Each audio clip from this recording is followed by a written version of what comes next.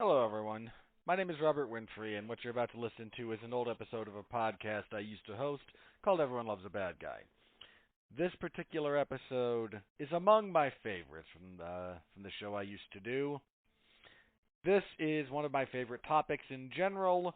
We are, of course, talking about The Simpsons. You've probably seen the title by now.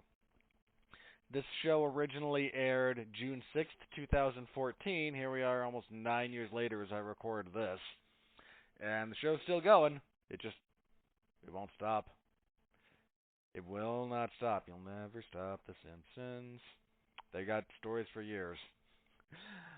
This episode is myself and my good friend Mark Radulich, and we talk all the major Simpsons characters, all the major villains, share stories, talk about our favorite episodes. It's just us kind of having a good time for about 2 hours. So I hope you enjoy the show. I hope you enjoy listening to it. If you do, please interact with the product a little bit. Like, comment, subscribe, star rating, written review, whatever works for your podcast platform of choice. There's my boilerplate out of the way. That's it for me as far as this goes. Thank you again very much for listening, and I hope you enjoy the show.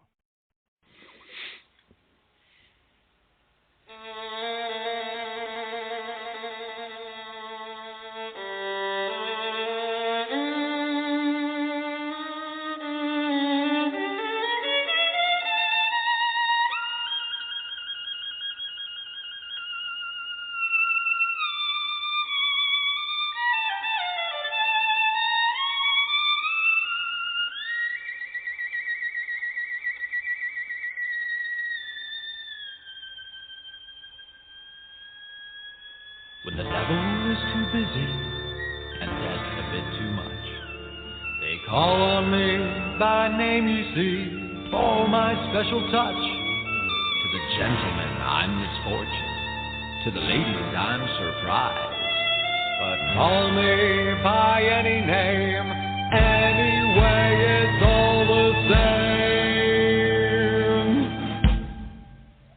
I'm the fly in your suit, I'm the pest in your shoe, I'm the bee beneath your bed, I'm the bump on every head, I'm the heel on which you slip, I'm a pin in every head, I'm the thorn in your side, makes you wriggle and writhe, and it's so easy when you're evil.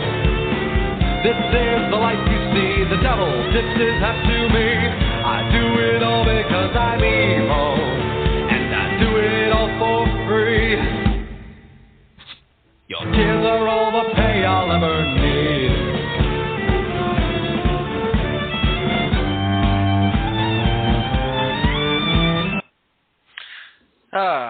I really need to find a softer way to outro out of that song.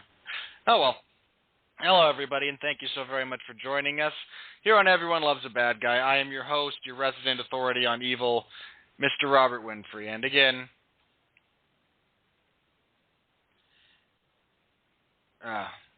sorry, got a random message.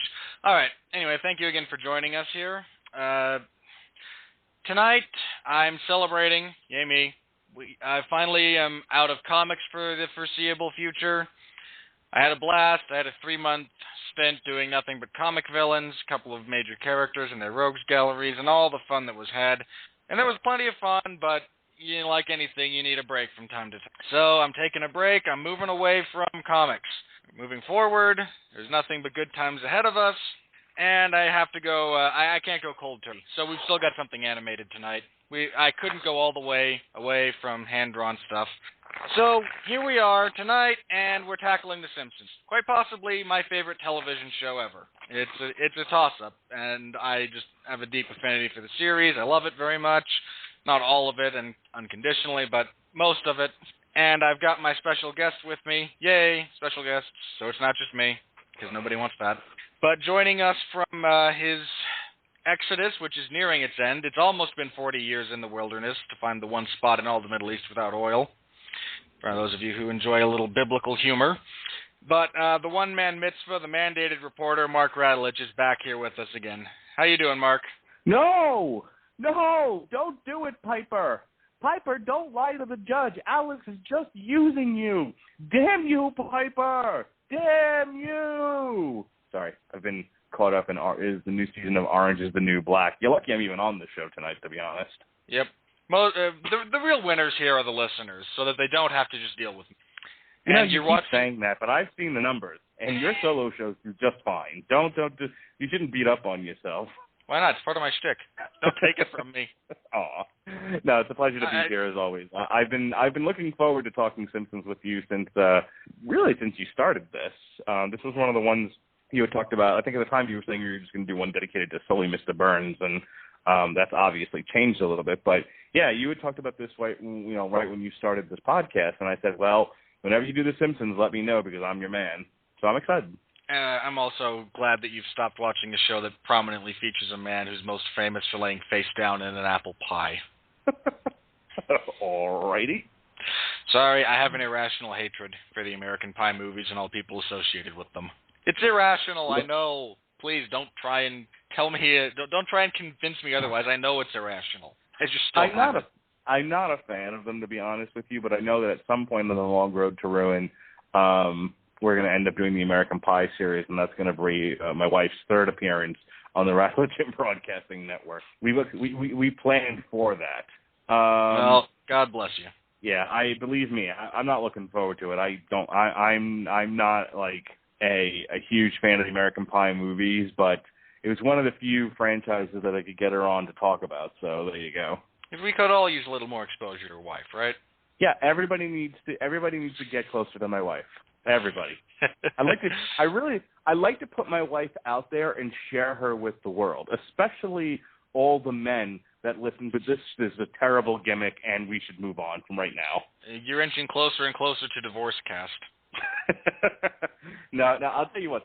I know that's everyone's joke, and I certainly play along. But there's no way in hell my wife's ever going to divorce me. She knows now what it's like to be a single mom, and she doesn't want that. So she will put up with me for at least as long as we have kids. At least until they're out of the house. Then we'll reevaluate. Yeah, exactly. Then it's on like Donkey Kong. If the earth is a big place, you go your way, I'll go mine. Yeah, of course, eventually if you go in a straight line, you'll just meet up again.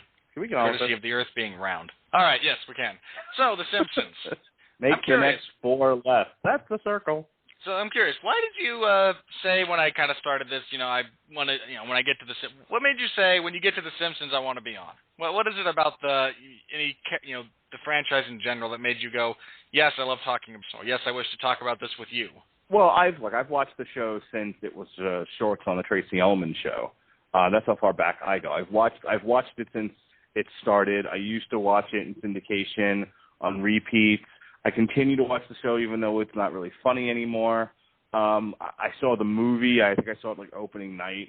I love The Simpsons. I over the years, I think what I've enjoyed about the show is that it's a biting satire on American culture and life and family life. I like I like Family Guy too, but Family Guy is a very, very different show, and it's parroting a different aspect of American culture and life with a different tone, a much more negative tone. But we're not really here to talk about Family Guy. I know how much you hate the show.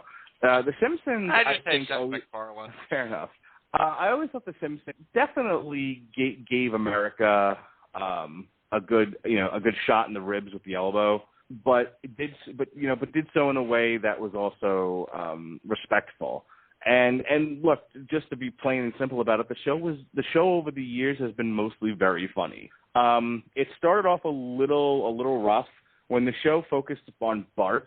It wasn't as good, but it found its rhythm a few seasons in, and when the writers suddenly realized Homer's the funny one, and the show started to revolve around him, and then they started experimenting with revolving the show around some other characters, that's when it really found its groove, and I've had some tearful belly laughs many, many times.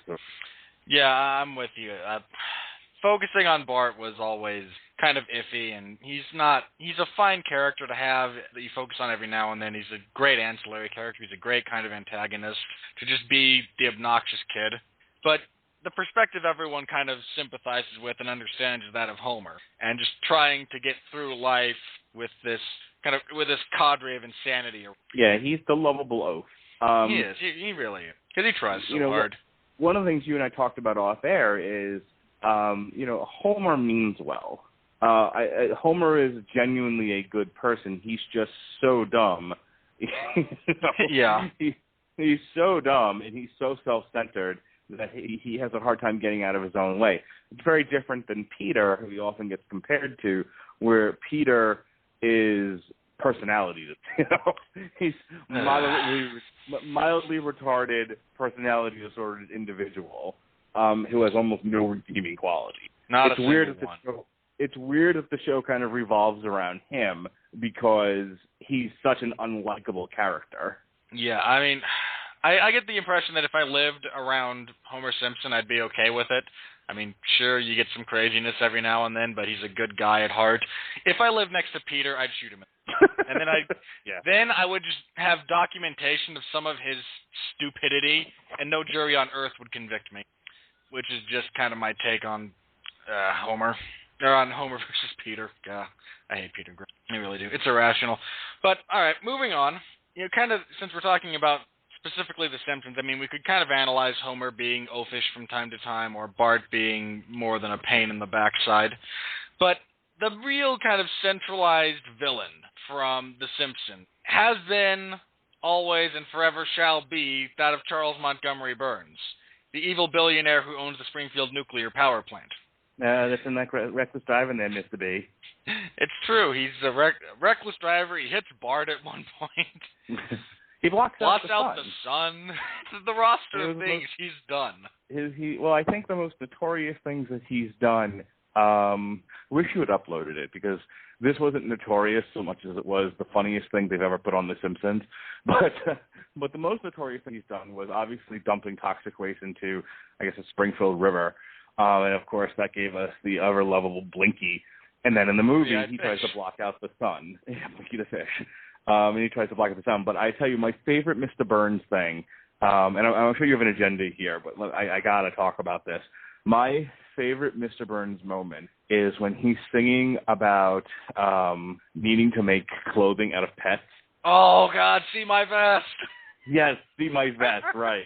I love that. I should have. See my vest, make a real gorilla's chest. Like my hat was my cat. I love that. I used to sing that constantly. Oh, God, and he's got the, slippers made of endangered African albino rhino. Right. The loafers that were former gophers. Right. But a greyhound fur tuxedo would be best. Right. And then there's something made of real vampire back. Oh, yeah. I love it. It's so glorious, that song. It's if anybody listening to this podcast has not seen the See My Vest bit, it's one of the funniest things ever in The Simpsons. Oh, God. And the fact that he's more than willing to execute, 15 puppies to get his tuxedo, to complete his wardrobe. Well, obviously, it's a knock on another villain that you and I talked about a couple of months ago, and that's Cruella de Vil. The whole thing was a parody of 101 Dalmatians. But The Simpsons has always been able to take something iconic in American culture and put their own spin on it and really make it their own. They're not, again, different than Family Guy. They're not just parodying something. If you never, even if you know full well that it's 101 Dalmatians that they're mocking, it's still its own thing. That See My Vest song stands alone as one of the funniest things I've ever heard. And for me, it's now completely divorced, other than that was the original source material from 101 Dalmatians. Well, you have the source material from 101 Dalmatians, and then the whole tune is Be Our Guest from Beauty and the Beast. Right. So, but it doesn't matter. It's Mr. Burns with See My Vest. Well, Mr. Burns is just so he's such an evil character. Yes. But it's one of those rare moments in the series where he's delightfully evil. We were talking about this with Maleficent. She just revels in her own evil. Mr. Burns is probably one of the last, red-blooded American villains with no redeemable qualities whatsoever. What's his line about himself? He says, "I like to revel in my own crapulence." Yes, that's where I was going with that. It's just I could revel in my own crapulence. He actually takes candy from a baby. He tries to. Okay. Yeah. then Maggie shoots him because you don't take Maggie's candy. Yeah, well, but these things. Actually, like the voice actor, and I forget who it is that does his voice from The Simpsons, but he's specifically mentioned on more than one occasion. What makes Mr. Burns so awesome is he's evil, and he's unapologetically evil. Right. And the fact that he gets to, just be evil makes him endearing, and it makes him endearing in a way in that you want him to fail constantly, but you want to see him, and he's part of the fabric of their universe. You can't have. I mean, The Simpsons without Mr. Burns is a strange and terrifying place. Well, one of the things I really like about the Mr. Burns character, the way that he's written, is that he's so out of step with modern times, like purposely so, ridiculously so. Oh God, my favorite bit of his where he's chronologically out of sync is actually the one where Homer's mom comes back the first time. He bursts into the post office. I need you to get this telegraph to the Prussian consulate in Siam. Am I too late for the autogyro? And then the poor teenager working behind the desk. Sir, this manual must be out of date. I can't find any of those words in here. Yes, the awkward teenager. There's a lot of great bits where he does that. I just, the one that's coming to my head is like they've all brought food for an occasion, and he was like, I pickled the figs myself. Oh, I know that one. That's actually the one where the Simpsons were going to be admitted to the country club. Right. And they're all there, and well, they decide not to, and they didn't know they were going to be accepted anyway. And Burns winds up trying to push for Homer's membership because he discovered that Smithers had been helping him cheat at golf. Right. And so I hope they show up. I made my homemade fig cake. I made this some kind of cake, and then Smithers takes a bite like the good sycophant that he is, and I pickled the figs myself. Just like the most He's so proud of thing in himself. the world. He did. God, there's another bit that always makes me laugh with him. But Mr. Burns. Oh, when Homer is the Union leader, and he's like accidentally getting one over on Burns, like despite himself, and Burns is like, he finally gets in. I love that they get to the end. They're like, okay, fine, I'll give you everything you want, but you have to resign as head of the union. Homer's response is to do the Three Stooges run on your side along the carpet, and Burns just looks at Smithers and goes, I suddenly realized Homer Simpson might not be the strategic genius I thought he was. But even leading up to that, the line that I always thought was funny, because, again, it goes back to, he's out of step with the rest of the Simpsons universe. He has his own sort of take and pronunciation of things. So Homer's first thing is, well, maybe if we had some extra tartar sauce for the fish sticks, things might be better. And he's like, it's actually a different episode. It is a different, okay. Give them their tartar sauce. That's the episode where Homer gets hair and becomes an executive. Okay. There are 1,000. No, Smithers, shut up. You don't understand. An extra little bit of tartar sauce could save me millions in extra productivity. Let them have their tartar sauce. Tartar sauce. Okay, I actually have to hijack your show for a second, just because at the end of it is one of the best Mr. Burns lines ever. All right, you ready for this? And you know what? Considering it was my birthday this past Monday, how apropos that we play this following bit from The Simpsons. There are several fine young men who I'm sure are gonna go far. Ladies and gentlemen, the Ramones. These minstrels will soothe my jangled nerves. I'd just like to say this gig sucks. Hey, up yours, Springfield. 1, 2, 3, 4.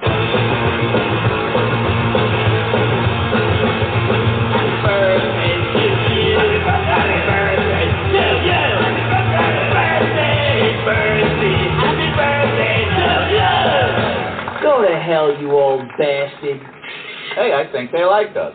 Have the Rolling Stones killed. Oh, sir, those aren't... Do as I say. Oh, that's classic. Oh, that is. I love that.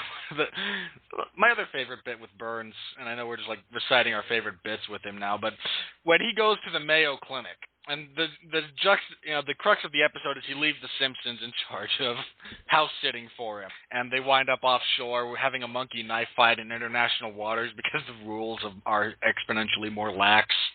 But he goes to the Mayo Clinic and just to get his health a health update because he's now the oldest person in Springfield. and he realized he's not a young man anymore. But he gets done with his battery of tests, include him going up and down escalators. He gets jammed in the gears of the MRI machine. They can't take a blood sample because the needle goes right through him. It's like poking through meringue. Ooh, try the other arm. I think I saw some blood in there the other day. But they get done with this, and he goes, well, I think I did okay.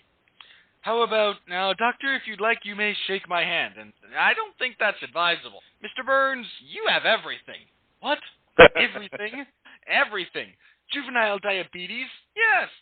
The Ebola virus? Yes.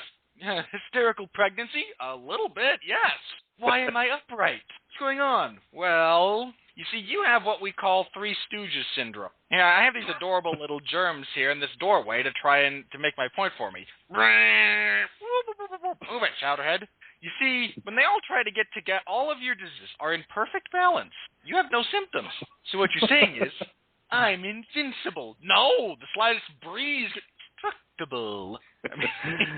There's an episode of The Simpsons, and I'm gonna, and so that we just stop doing, the Bill and Ted's review of The Simpsons here, so I can make up an actual point. We were talking again about in the Maleficent review, which is up now on the Radulich and Broadcasting Network, about you can do different things with your villains. You can make them sympathetic, but you have to remember what their primary purpose is, and that is to antagonize the protagonist, to antagonize the hero, to be that thing that must be conquered. But that doesn't mean they always have to be just a mustache twirling tied damsels to the railroad tracks kind of a thing. You can do different things with your villains, and so I think the Simpsons writers have done a really good job of, at times, making him vulnerable, making him a fully fleshed out, if not ridiculous, character, while still maintaining the fact that he's an awful human being. And one of the bits that reminds me of that is when Marge paints a portrait of him, and it's a nude, and he says, Thank you for not making fun of my genitalia. And Marge just kind of looks off and goes, I thought I was. Oh, that's true. I mean, as far as, his human episodes, there's a couple that spring to my mind. One is where he wants his teddy bear, Bobo. And we get flashbacks to him as a young man. You know what that is, right? That's Citizen Kane. Yeah. Okay. For those people who haven't seen Citizen Kane, I'm not going to get into the whole thing, but they've definitely drawn some allusions to that movie with Mr. Burns, and that whole thing where he's chasing the teddy bear is one of them. Well, and the other one is when he loses all of his money. Right. He winds up, he goes to Lisa for advice because she's the only person in, years who has told him the truth and not just been a great sycophant. And she cues him into recycling. So he turns in some cans, buys a nail, a stick, and some thread and a bag to recycle more cans, and just slowly kind of builds his way up, the ladder, so to speak, until he can and he winds up making the Little Lisa's slurry production factory. Now, this slurry is 8 different things. It's a great medicine, it's an engine coolant, it's a low-budget explosive. I mean, all these wonderful things. It's created because Burns wound up fusing together a bunch of plastic 6-pack containers and straining the ocean with them, and whatever he pulls up, he turns into the slurry. And he goes to Lisa at the end, and Lisa, after seeing this, oh, you're a monster. Well, what do you mean? I'm just doing, engines need coolant. You do need all these great, all the great things that this product does. You need these things. And she goes, oh, you're even worse when you're not trying to be evil. Of course, that's also the episode where she turns down $15 million, gives Homer 5 simultaneous heart attacks. There's an episode where Homer has finally made enough. It's one of the flashback episodes. Homer has finally made enough money that he doesn't have to work at the plant anymore. And the plant in the show has been described as slowly killing Homer. I don't mean from the radiation. I mean just from the soul murdering monotony of his job that he doesn't want to do in the first place, and only does because it was the highest paying job in town that he could do at the time, which leads to another. He's only made, I think, one appearance in the thing, but he's definitely a classic Homer villain. but that's all. I'm sure that's a whole other conversation. In any case, so Homer quits and he goes to run and he decides he's going to run the bowling alley and the job of his dream. And then Marge gets pregnant with Maggie, and needless to say, it's an oopsie baby. And Homer's upset and depressed about the whole thing, and he has to crawl back on his hands and to they to make Mr. him go Burns. through the small door instead of applicants. Right. You're a supplicant.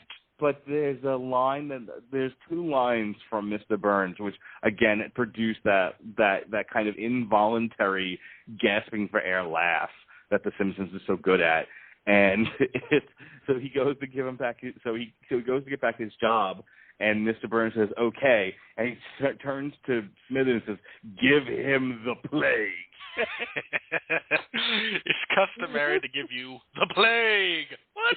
Oh, I'm sorry, the plaque. The plaque, right? And the plaque says something like, "Remember, you're here forever." Yeah, don't forget you're here forever. And then, of course, a sweet ending. After Maggie sort of bonds with Homer on the day of her birth. The setup is, there are pictures, and all the pictures of Maggie are covering up the plaque or the plague, and it says, "Do it for her." Well, the line there is they go through all the photo albums, but there's no pictures of Maggie, and Homer explains how he and Maggie bonded and how it was a great thing. And, that still doesn't explain why there aren't any pictures of Maggie. Oh, I have them. They're just where I need them the most. Right. And then they flash to his office where it's covering the plague and says, "Do it for her." It's a sweet moment. But that line, "Give him the plague," I mean, it goes to what you're saying about even when he's not necessarily trying to be evil, it just sort of comes out of him. When Homer's quitting, he's playing his head like a bongo drum as he drives out on a golf cart. And Burns' line is, "I'd kill you, but I'm petrified with rage." I think just to unless you've got more you want to talk about with Mr. Burns, one of my favorite Mr. Burns-centered episodes is the one where Smithers, I think, is fired. Smithers goes on vacation forcefully. And Homer has to be Smithers and fucks it up, 8 ways from Sunday, which causes Burns to have to take care of himself. And suddenly he's alive for the first time in years. He's alive with, his ability to take care of himself to the point where Smithers is now out of a job. And, of course, the whole thing then turns into Homer and Smithers trying to get Smithers' job back. But, it was failing, that's having a brawl in the office. My right, favorite. I love that because there's a whole scene where Smithers opens a safe just so he can then smack Homer in the face with the door when Homer charges him. Right. But that's where that line. That's the nice reckless driving there, Mr. B. Because he's driving the car for the first time. He's like, "I've never felt so alive," and he's driving on the sidewalk. Yeah. And of course, or any time he's caught by the court. "Mr. Burns, the court sentences you to pay a $15,000 fine." "Oh, here." Takes the cash out of his jacket pocket. Just take it. Right. Oh, yeah, I love that. I love Burns much. He's so, I mean, if you want to, know why he's still evil, even though he's like a fleshed out character, they actually have an episode where he becomes a good guy. But but his concentrated evil and hatred of life is actually what's keeping him alive. Right. I think they've made some comparisons for Mr. Burns to, I don't know how much you know about the Life and Times of Scrooge McDuck, the actual comic book, but apparently, like Scrooge was like a hard scrabble character, and he went, and he was part of the California Gold Rush. That's how he made his first, set of millions, was he actually struck gold in San Francisco and all of that. But I mean, it's like, there's, he was from Scotland, and I think that they said a similar thing about Burns, where Burns was a hard scrabble character who made his own way, but became miserly in that he'd worked so hard for his fortune, he was loath to do anything to give it up. I mean, to the point where you live long enough to become the villain, Christopher Nolan. But I mean, it's one of the things I've also liked about him too, is that it's a character. He's a very Dickensian character. Just one who sort of lost sight of his humanity through his hard work. It's kind of a cautionary tale for people about, you want to work hard and, pull yourself up by your own bootstraps, but you don't want to lose your humanity in the process. Yeah. It is. And again, I love Burns so much. I love having a great antagonist. I love a villain who is just free to be a villain. It's such a refreshing thing nowadays. I mean, when Burns started, he was a trope. Every sitcom, every television show, every whatever had the evil boss. Right. Nowadays, Burns, this trope from all of comedy from the 60s, 70s, and 80s, is now an anomaly because everyone wants to be somewhat sympathetic. Right. Yeah, you don't see too many, especially on network television, you don't see too many people who would rival, a Disney villain in the kind of things they do to the protagonist. But the thing of it is that the other thing about Burns is he's not doing it to be evil per se. He believes he's in the right. This is how people should be treated. He's like I said, he's become a shitty human being, but in his mind, it's all rational. You treat your workers like crap because you don't want them revolting on you. And they've even done episodes where, you give the workers a little bit and they take you for all your work. Badly. Right. Which reminds me that's where the hounds bit comes from. Where he's got the company picnic on his grounds, and he's like, okay, picnic's over, get off my property, and he presses the button. It's like, for those of you that are lingering, you'll be bitten by the hounds. The dogs come running out. You have 5 minutes to clear out. After that, the hounds will be released. And now that's become a meme referring to the Shield. There's no more Shield anymore. Come on, we all know that. That's what I was saying, but fucking Gavin and Jed were yelling at me last night. Let me say this. If this was being booked by Crockett or Cornette or some booker with a Southern sensibility, we would get a third member of the Shield. It's being booked by Vince McMahon. We're not getting a third member. We're not getting a new member of the Shield. They've already forgotten about it. What's a Shield? Yeah. But that would actually be awesome. Even like Mr. McMahon, who's another great evil character in general. He's a version of Mr. Burns. His television character. Oh, very much so. He needs a button so that he could say, release the hounds, and then stick the Shield on. Well, I think even McMahon has sort of proven he's sort of out of step with the rest of the known universe. And I think even in real life, other people have said that he doesn't follow anything, he doesn't know anything outside of wrestling. So if you want to tell him, hey, the UFC is going to be some serious competition for us, you might want to be aware of this. You actually have to sit him down and show him tapes of the UFC and go, you see where there's a problem here. Well, wasn't it Paul Heyman who said he actually does better with written materials than visual, so you'd have to write something? Something like that, yeah. But it's basically... But yeah, he's got his own universe, and he's perfectly happy believing that there's still Prussia, the Ottoman Empire is still around. Right.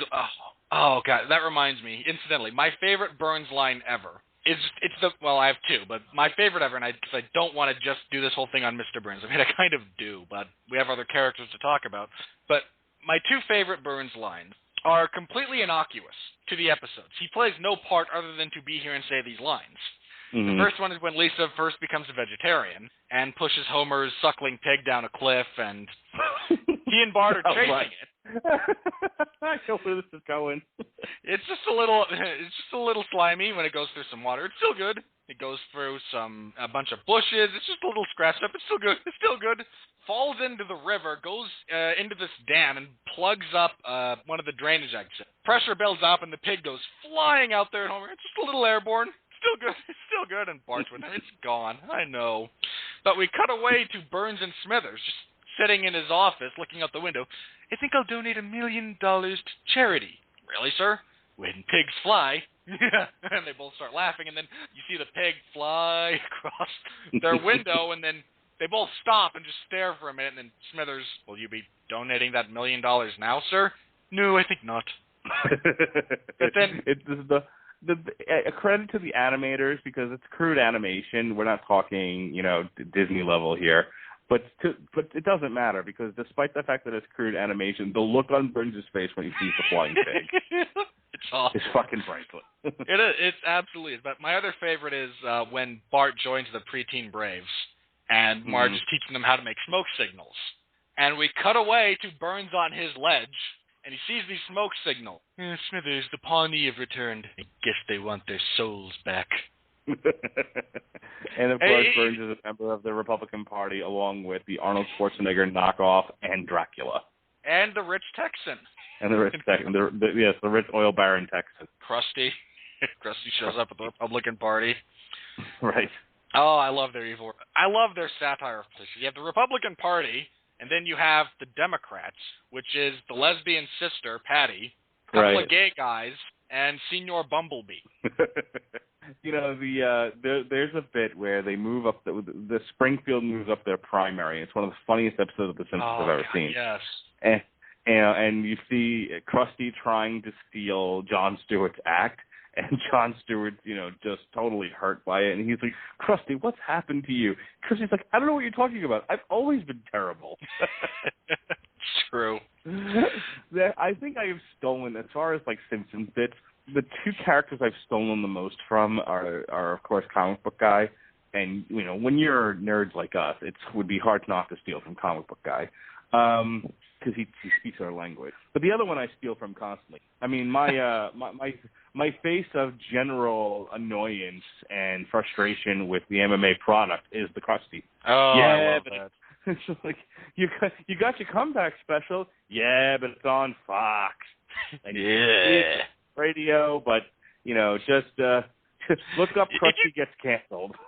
Yeah. Well, speaking of Krusty, I want to get to him, but probably one of the other famous Simpsons villains to come out of The Simpsons, voiced by the great Kelsey Grammer, was his little gimmick there, Sideshow Bob. Yes. With his slide whistle. And his enormous feet. And that always are his undoing.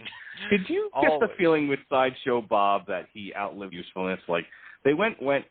I've always felt that he started out to be a strong character, but he was a little Johnny One Note. He was a little too. He was like a 60s Batman villain. He was way gimmicky, and then after a couple of episodes, we're like, all right, we get it. He's got an obsession with killing Bart, and he, despite being a genius, he's outdone by this half-wit child. A couple of episodes of that, and I was kind of done with Sideshow Bob. Maybe you feel differently, but I've always felt like there's a specific reason. Okay, I've always felt like Sideshow Bob outlived usefulness a long time ago, and they've overused him to the point where, I would rather them bring back fucking Ned's wife and kill off Sideshow Bob. Oh, come on, we don't need Maude back. Oh, but then there's Maude. But no, here's why. There's a couple of reasons I won't completely disagree with you. I think you have some valid points. There's two things that make me kind of lean the opposite direction. One is how kind of sparingly he's used. And I haven't kept up on everything recently, but it used to be you got one appearance from Sideshow Bob, give or take, a season. And that's about enough. You can't because he shows up, but the other thing was he doesn't always try to kill Bart. I mean, that's always in the background, but there's a couple of episodes specifically where he doesn't try to kill Bart. I mean, there's one where his brother Cecil, actually voiced by David Hyde Pierce. It's all of us Frasier fans out there. Incidentally, because that character pronounces his name Cecil, there are inmates that I work with whose names are Cecil, but I refuse to call them that. Cecil is a girl's name. Considering some of the inmates I work with, that fits. But in that episode, he actually stopped Cecil from blowing up Springfield Dam. Mm-hmm. And he gets arrested anyway because the police are incompetent and he's Sideshow Bob. I mean, and let me tell you, for my money, probably his crowning achievement. There's a couple of things here. First of all, Sideshow Bob is some of the greatest episodes. Their version of Cape Fear is just phenomenal. I don't know if you've seen the episode, but he gets out. I think that's the same episode that has him going, oh no, I can't be. But isn't there a tattoo on your chest that says "Die Bart, die"? No, that's German for the Bart. Oh, no one who speaks German can be bad. I think my favorite Sideshow Bob bit is where Bart stalls for time. The what? Oh no, Cape Fear, where he asks him to sing the entire score of the HMS Pinafore. Yeah. Isn't the whole thing the Pirates of Penzance he's doing? No, it's the HMS Pinafore. Okay. Is there another bit where he does the Pirates of Penzance, or am I thinking of something else? You might be confusing it with the Ray Stevenson song. It doesn't matter. Yes, he sings it. No, this is where you're Captain Smart Guy and I'm a dummy. He sings the pirate song. But yes, that whole bit where, Bart's pulling out like a program and fucking popcorn. He gives him a bunch of flowers at the end too. Right. All right, Jesse's playing the home game. Okay, here we go. What I love about Jesse and Benjamin and all these guys that listen to your podcast and feel the need to comment bomb is exactly what Jesse just did. This is an audio meeting, and this motherfucker posting pictures on a private Facebook account. I'm just saying. I love you, Jesse. God bless you. Anyway, the point I was making is probably, I think, his crowning moment is one of the oddest things in the world, but the episode where he saves Homer from Frank Grimes Jr. Mm-hmm. He ends this episode having the opportunity to kill Bart with a knife and realizes he can't do it. And then sings a great version of I've Grown Accustomed to His Face. Right. But the whole thing, I think go ahead. Well, he leaves and he goes into the night and he says, "Farewell, Bart. I'll try to kill you again at some point in the future, but for whatever reason, it's this, and it's kind of this odd, symbiosis that they have, where if Bob is not in jail, the only way he can get out of jail is something involving Bart. But, he can't actually kill Bart. For a variety of reasons. It's one of those, it's almost like the Joker can't kill Batman. Right. It's when you've invested so much into one person, you poured your life, the very meaning of your existence into one person. You can't then cause that person to no longer be, because then you'll no longer be. Your fate has been tied to that person. That's the whole Batman and Joker dynamic. The same thing that Javert and Jean Valjean have in Les Mis. Right. Yeah. Right. He spent his entire life just chasing this guy, and commit suicide. Right. It's like, well, what else is there to live for? But yeah, I think we would be remiss without going into what started this all, and that had nothing to do with Bart or any of the Simpsons, but rather his vengeance against Krusty. Krusty, who in and of himself is a shitty human being. He's hilarious, but he's a terrible human being. Krusty is a great villain. Yeah. He's a great villain because almost everybody wants him to succeed. They get laughs out of him, but he's so horrible. Right. If you want to know how, he almost punches Bart in the face. Which is this odd thing, because Bart inadvertently gets him busted for tax evasion, and he's sitting on the sidewalk, kind of near the gutter, and he apologizes to Krusty and says, "If it'll make you feel better, you can hit me." And then the shot pulls back, and there's Krusty cocked back with this look of murderous rage on his face, like, "I'm gonna clobber this 10-year-old." And he goes, forget it. But sorry, just the one Krusty line. That's the sweetest plum. From Krusty Gets Canceled. This is like, we get a percentage of the T-shirt sales. He was like, "What? That's the sweetest plum." In any case, I don't know. I think my favorite Krusty line is, again, completely incidental. It's I don't know if it's the one where he gets canceled, or it's the one where he loses all of his money because he moves to the coast and becomes a commercial fisherman under the name of Rory B. Bellows. And Bart and Lisa convince him to come back because he loves the phonies. Completely shallow. Like, you bring joy to millions of kids. Shut up. Oh, he doesn't want to be around people who just pretend to like him for his money. I do not. Maybe I miss the phonies. But that's it.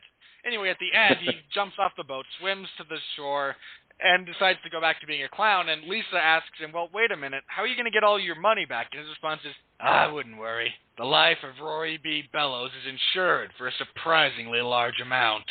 Then the ship blows up in the background. Right. But the episode that sort of sends Bob over the edge, and I want to contrast it with another character on the show, Sideshow Mel. Again, apparently my favorite episode ever, Krusty Gets Canceled. They're doing that rendition of Send in the Clowns, and then Sideshow Mel comes back, and at the end of it, he's like, "I love you, Krusty." And Krusty's like, "Quiet." But Sideshow Mel was always willing to accept the abuse and to sort of place in the act as the fall guy, the minstrel of sorts. Whereas Sideshow Bob, with the way he's written, is essentially, I'm above all of this, and you are a worthless clown, and I am an educated, sophisticant, and but you use me to blow me out of cannons and stuff, and so. We will never forget the cannon. So feeling like there's no other way to deal with the issue, Krusty, he sets up Krusty for a robbery as a patsy, getting him out of the way, and he takes over the show, and he was like, we're gonna change the show. We're going to reach kids in a cultural way. And, you know, it's a fun episode. He's reading and them The Man in the Iron Mask. Right. And then, and I think it works. I think, like, the kids actually like his changes and everything. But Bart, you know, if Bart ever committed to Krusty, you know, through blindfolds and everything else, and realizes that something's rotten in the state of Denmark, and, you know, and between him and Lisa, I think it was one of the first times they did the him and Lisa as detectives bit, which is really funny because there's episodes later on that actually involve Krusty, Doppelganger, Bart and Lisa. You know, and wearing blue, like their original drawing. Right. And then, like, they helped Krusty get his money back. It's like, well, if you'd been here 5 minutes ago, what have you done for me lately? Right. Oh, no, it's not Krusty they help. It's, the guy who owns Itchy and Scratchy. I forget his name. Right. Yeah, I don't know who he is, but another horrible. But there is a bit, but it's another thing where there is a bit with Krusty where it's like, you know, what have you done for me lately? We reunited you with your estranged father. What have you done for me lately? But that's what gets the whole thing started with Bob. And so the first couple of times Bob tries to kill Bart because Bart's the one that, you know, that figured out his plan, and he was beaten by a boy. I think his second one is actually different. I think his second appearance, he gets out and he tries to marry Patty. But the whole thing is revolving around must kill Bart. And he just wants to get out and he tries to kill Patty because she's rich. Okay, I thought they all revolved around killing Bart for the most part. Bart foils him like twice in a row, and then he tries to kill him, and then winds up in jail for attempted murder, which is actually how he gets out of jail. I think he argues that he was in jail for a crime he didn't commit. I think my favorite post, you know, the Sideshow Bob as the villain episode is actually the one where he's living peacefully in Italy.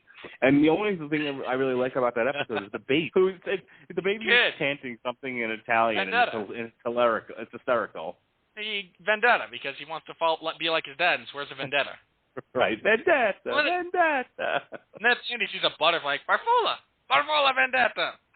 Right. He was the best part of that episode. Yeah, that and Kelsey Grammer singing Pavarotti. Sure. Which is also awesome, but, I mean, incidentally. But, no, God, yeah, Bob is... When used sparingly, and that's kind of the key with him, he has to be sparing, but he's so awesome. Because he's so over the top with everything, and... Well, I use Kelsey Grammer. It's like, hey, Kelsey Grammer, what would you be like if Kelsey Grammer were a professional wrestler? He'd be Sideshow Bob. If Frasier were evil. Right. Yeah. If you know, it's totally. I mean, that's how he's played. It's that Frasier character, you know, with a psycho cartoonish bent, and it's fine in small doses. Gary Shandling gave the show a good review, and I'm the one in prison. So recently I confused not Gary Shandling, Jesus Christ. By the way, did Gary Shandling swallow a blowfish? What happened to his face? I don't know. Hail Hydra. In any case, I recently confused, I was doing again, Kelsey Grammer with Phil Hartman. And I remember, And I don't remember what exactly was. By the passing of Kelsey Grammer, and you're looking forward to seeing Phil Hartman in an upcoming movie or something? Maybe something along those lines. I think I was talking about a Simpsons character, as a matter of fact, and I'm just like, yeah, they can't use that character anymore because Kelsey Grammer's dead.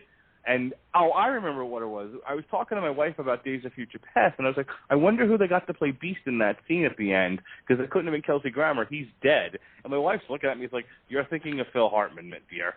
Like, oh, yeah. That was probably Kelsey Grammer then. It was. He's also in the upcoming movie The Expendables 3. Is he really? Yeah. Oh, I'm guessing he's not dead then. One would assume not. Still plugging away. All right, speaking of plugging away, what's next? Well, since we were talking about characters have to be used sparingly, another one who shows up from time to time, but is, for some reason, I can't... Is it Disco Stew is looking at you? Ah! I hate him. Disco Stew was talking to you. Ah! Disco Stew's a little gay. Go on. He's obsessed with the 70s, one would assume. Not everyone in the 70s was. Yeah, anyone obsessed with disco. There's a good chance. Anyway, sparing characters, I don't know why I love Fat Tony, but I can't help myself. I love Fat Tony.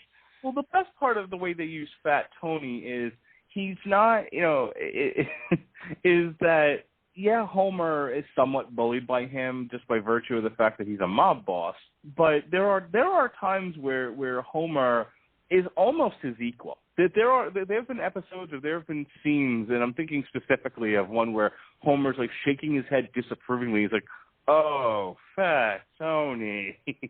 Oh, that's the episode where he wants to kill the mayor, and Homer becomes his bodyguard. Right. And he stops. He stops to like near Riot or another hitman. Homer does stop him, and then in the back, and he's like, "Nobody gets at Mayor Quimby while I'm here. Nobody." And then in the background, Tony's smacking him around with a baseball bat. And he looks and he goes, "Fat Tony, for shame. What? What did I do?" Well, I mean, what can one say about Fat Tony, except that this is another opportunity to remind people that my grandmother didn't think the Italian mafia really existed. I think Pat's like grandmother says the same thing. Must be an old Italian woman thing. Yeah, there's Disco Stew. Once again, this is an auditory medium, and there's a visual picture. You know what? I've got like a fan page. I got to get a page up for this. For Everyone Was a Bad Guy or something, so that you can just follow along as Jesse essentially animates our conversation. Yeah, why not? Anyway, getting back to Fat Tony. No, I love Fat Tony. I love the fact that he tried to have Bart take the fall for him. Well, I mean, what can one say about Fat Tony is that he's essentially a parody of an Italian mobster. The whole thing is, I don't know if he's so much a character as he is a caricature. I wouldn't disagree with that. But I suppose kind of what makes that whole character for me, and this is one of those other things that I don't know how the guys who run this show get semi-famous people to do these voices, but the fact that Joe Mantegna does the voice of Fat Tony. Are you really questioning that? Because, I mean, Jesus Christ. And apparently in Hollywood, it's a thing. It's a prize thing to do an animated voice on a hit television show. George Clooney played a dog on South Park just because he wanted to. He wanted the notoriety of being in a South Park episode. So all he does is I did bark. not know that. Oh yeah, George Clooney is actually like in one of the first episodes of South Park. Crazy. I mean, the only other one that comes to my mind was I know Brad Pitt played Boomhauer's younger brother on an episode of King of the Hill, and you can't understand a single thing he says. Right. But yeah, in Hollywood, it's like an unspoken thing. Like, if it's one of those things you want on your resume is to get a guest voice part in a hit animated show. So he's got a recurring role. Fat Tony shows up every night. Right. Yeah. It's a thing of honor to a degree to get on The Simpsons. My only thing was, my point there was, he's been on there a while. Mm-hmm. I mean, you mentioning, Brad Pitt guest starring on King of the Hill in like its final 2 or 3 seasons. It's an established commodity. I'm shocked George Clooney is a dog on like the first 3 episodes. That's surprising. I did not know that. But Fat Tony's been around for a long time, so they weren't, an established property. And then but if it's if I was not aware that this was something that was sought after. Okay, makes a lot more sense now. Yeah, and the other thing is that voice work is just a great gig. If you talk to actors, when you have to be in a movie or a television show, you have to physically be on the set. You have to do hair and makeup. I mean, just thinking about the characters that were in the X-Men movie, or I'm sure watched the Never Sleep Again documentary on the Nightmare on Elm Street franchise. How long it took Robert Englund to get into the makeup. These are hours. You get you get voice work. You show up to the studio, do your bit. You're done in like an hour. You don't even need pants. No, one of the things that I've always liked about radio, and by extension podcasting is the idea that you just have to have a decent speaking voice and the ability to carry on an engaging conversation, and the ability to engage other people, if you're taking calls and such. But it doesn't matter what you look like. And I have seen some ugly fucking radio hosts. Jesus Christ. People who have nationally syndicated shows look like they got ran over by the... Howard Stern. And he'd be one of them, yeah. But I mostly listen to conservative radio, and some of these people couldn't get laid in the fucking morgue. But... But I remember like Laura Ingraham, speaking of conservative radio show hosts, and she's a handsome woman. She's not tremendously unattractive, But I remember that she was doing a show, and she was just like, yeah, I'm in like jeans, a t-shirt, and my hair is still wet from the shower. That's the gig, man. To be paid to be a radio host and to not have to worry about your appearance. Oh God, if you're granting wishes. Yeah, but I have this. Whenever Fat Tony shows up, I'm usually happy with his on-screen presentation. And I get that he's just kind of a caricature, but for me, kind of like the big thing. One of my favorite things he ever did was he tried to frame Bart as the head of the mafia in court. Explaining, and all the other mobsters as well, in court, he's explaining how Bart's in charge of everything, and they have the big graph, and you have Bart at the top, immediately under him is Fat Tony, and then it fans out to the other guys. Right. And he's sitting there, and he's going, oh, yes, no, it was all Bart's idea, and Bart goes, you're a liar, and he goes, forgive me, Don Bartholomew. Yeah, it obviously Joe Mantegna performs the character. Then the kind of the kicker is Skinner shows up not dead. And so Fat Tony goes up to Bart and says, hey, no hard feelings, kid. You want your job back tending bar? Get bent. Right. Obviously he handles the character well. He performs the character well. But it's all about how he's written and how the writers are able to kind of sit down and think about what haven't we had Fat Tony do? Which is a little bit different from what they've done with Sideshow Bob, because Sideshow Bob kind of does the same thing every episode he's in. But like characters like Mr. Burns, like Krusty, some of the lesser-known reoccurring villains on the show, I have to applaud the writers, because after a zillion years of being on the air, they're still coming up with fun and imaginative ways to use these characters. So, it's, like I said, The Simpsons isn't as funny as it used to be. I think it's lost a lot of its edge. But the stories are at least entertaining. I don't laugh like I used to, but I'm not bored either. It may not be the best thing on television anymore, but it's still better than a good amount of it. And we have Fat Tony's stamp of approval. All right. Who's next on your agenda? I can't not talk about poor Armin Tamzarian. And to those who got the joke there, you win yourself one shiny nickel that I'm sure you'll find on the street at some point. Principal Seymour Skinner. Yes. Would you call him a villain, though? I mean, he's an antagonist to Bart, but I don't know if I would necessarily call him a villain. There's nothing really villainous about him. The only real villains in this show tend not to be there every episode. And I look at him and this is a looser definition. If you're going to widen the definition of villains to fit the schematic of this show, I would say Chief Wiggum of the people in Springfield. Chief Wiggum is a worse human. I didn't think that's where you were going to go next. I figured you were going to talk about the James Bond villain guy or Hank Scorpio. Yeah, but if you're just talking about regular reoccurring Springfield folks. Well, okay, hang on. Before we get into that, then, before we maybe loosen the definition a little, who else would you consider kind of as a one-shot villain? To be again, Hank Scorpio. I don't remember the character's name. There was the character who had raised himself, picked him up by his bootstraps, had raised himself, had gone to college over the internet, and had got Frank Grimes. Yeah, and he's looking at this I've worked my ass off my entire life to get everything, and Homer just showed up the day the plant was open and got himself a beautiful wife and kids. Fuck that guy. I actually sympathize with that character. You know what kind of kills me about that is just the comedy of errors that goes on in that episode. I mean, because Grimes shows up and immediately he and Homer don't get along. Well, he was supposed to have a better position because Burns saw a special on Frank Grimes and decided he wanted to make him an executive vice president.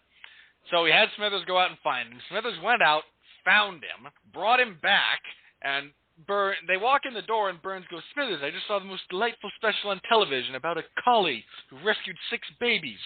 Go find me that dog. I want to make him my new executive vice president. Sir, I just brought you Frank Grimes. Who? Oh, shove him down there in Sector 7G. Right. But I mean, I don't know about you, and I'm sure you can identify with this. Haven't you, you've always, you've seen people who are just terrible, and you try to point, and then you end up like trying to point this out to the people around you, and they're just like, nah, he's not so bad, or she's not so bad. You're like, no, they really are terrible. And it's just like, everyone thinks like, well, you're terrible for pointing it out. That person's fun. You're like, oh, no, why won't anyone listen to me? No, I kind of get that. I do kind of get that.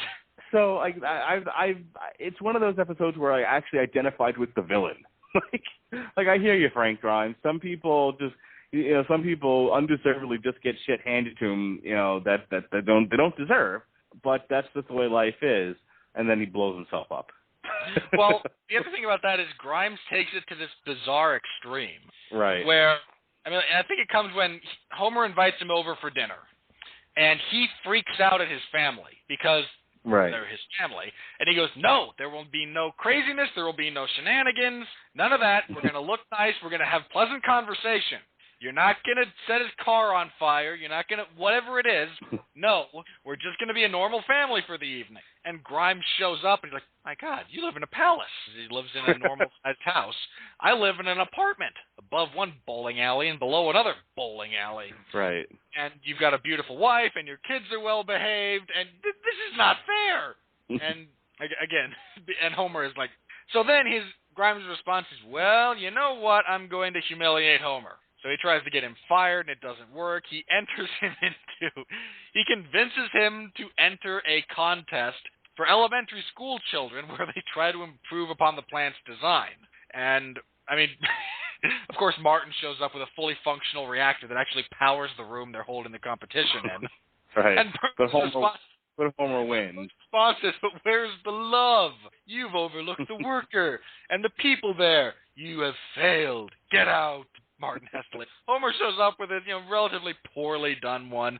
He added some wind flaps to the cooling towers to reduce drag.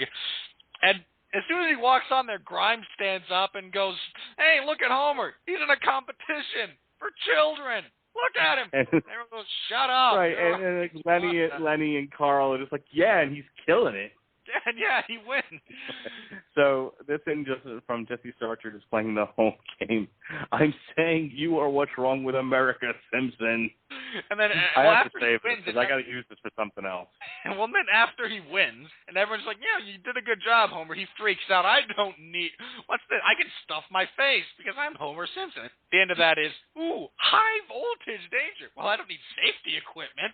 I'm Homer. And he grabs exposed wires. Right. You know who we haven't talked about? Who would definitely be, even before we get to Chief Wiggum? We haven't talked about Snake and the Bullies. Definitely getting to them. Oh, Snake. How did I forget about Snake? I don't know, but I have a lot of, there's a lot of fun that's had with Snake. Oh, no. he's got the funniest delivery. Picante. Well, that's the episode where he tries to rob a poo, and Homer's there, and he's going through this phase where he's a man of action, so he grabs the boiling nacho cheese and the Quickie Mart and throws it on, and throws it into Snake's face. Ooh, that's muy picante.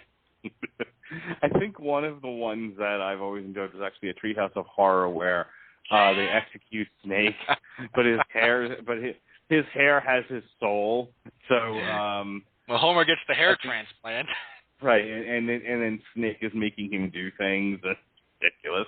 But Snake was one function in town for many seasons was just to rob a poo at gunpoint, and then they actually started giving him a little bit more to do. Oh, well, he's actually, for some reason, there's a couple of things I really remember about him. One is the episode where Bart decides he wants to become a police officer. Mm-hmm. He arrives at this conclusion by going on a ride-along with Eddie and Lou, the cops, not Chief Wiggum. And he winds up, a horrible breach of procedure. They give the kid a gun and tell him to cover the alley while they look for Snake. Right. Snake comes out and he's going to run him down with his car. Bart misses horribly with his shots because he's a 10-year-old wielding a pistol. Has no idea what he's doing. And the alley inexplicably narrows to like 2 feet across. And as he's driving through, it just crunch. That is where Homer buys his car. Because Snake gets arrested, and when you're arrested, some of your stuff can be seized by the police and then put up for auction. And Homer buys his car and just beat the crap out of it. And Snake sees him driving it one day, and oh no, she needs Tecron gas, you buffoon. Oh, that is it. I'm so out of here. Hey, stop it, Snake. Don't abuse the honor system. We all got a good thing going here. He's like the door to the prison yard is open. You're all on the honor system. I think my favorite one of the bullies, I mean, obviously Nelson and his, in his iconic, I mean, I don't know anyone to do that to people. I do to my wife constantly. But, because I'm a jerk. But actually, my favorite bully, at least my favorite line from the bullies, is Curly. And it's one of the ones where they're... Kearney? I thought it was Kearney. Kearney. Okay. They're all they're all sharing some of the painful things that are going on with the bullies, this is the bit where Milhouse's parents split up, and the bullies are all kind of bonding with him over the fact that they've got broken lives too. And Kearney goes, "Yeah, the divorce was rough on my son too." And his kid pops out of a drawer, and I sleep in a drawer. Oh, that and the episode where they're celebrating Springfield's 200th anniversary. Skinner's up in their auditorium going, "Now, none of you are old enough to remember this, but in 1976, the United States celebrated its 200th anniversary. None of you are old enough to remember this, except maybe Kearney. Cut to Kearney using an electric razor. Those shipmasts really lifted our nation's spirits during those dark times."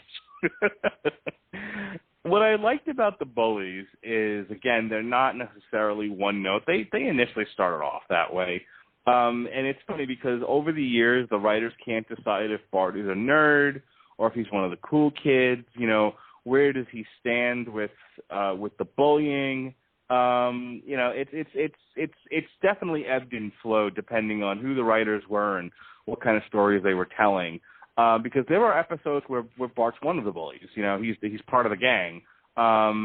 And that seems to be more when the bullies are just doing destructive things. It's like, they want Bart around when they want to terrorize the neighborhood, but when they just want to beat on kids and take lunch money, there's Bart again, and this time, he's getting beat up by the bullies. And so we've been doing a lot of upper body work on Bart this last week. Let's move on to his kidneys. Right. But yeah, I mean the other two. I mean Jimbo Jones, has a bit of a personality. That one in the middle with the emo haircut. He gets a few one-liners here or there depending on what they're doing in the story, but I don't think he has much of a character beyond that.